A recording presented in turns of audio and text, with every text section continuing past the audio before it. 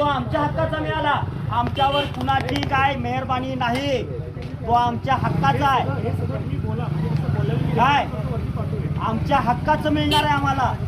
या देशामध्ये जेवढं काही मिळणार आहे ते सगळं आमच्या मालकीचं आहे, असं भारताच्या संविधानातला समाजवाद सांगतोय।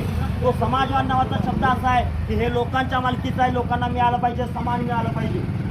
ते भारताच्या संविधानानं दिलेलं आहे आम्हाला, ते कुणाची मेहरबानी नाही आहे। राबवण्यासाठी आम्ही देश तुमच्याकडे दिलाय, विकण्यासाठी नाही आणि स्वतःचा प्रचार करण्यासाठी नाही आमच्या पैशातनं। आमची परत कळकळीची विनंती आहे की इथं शब्द बदलले जावेत, मोदी सरकारच्या ऐवजी या ठिकाणी भारत सरकारची आम्ही असं म्हटलं गेलं पाहिजे। आणि लक्षात घ्या, तुमच्या अधिकाऱ्यांनी आम्हाला विरोध केला नाही आहे।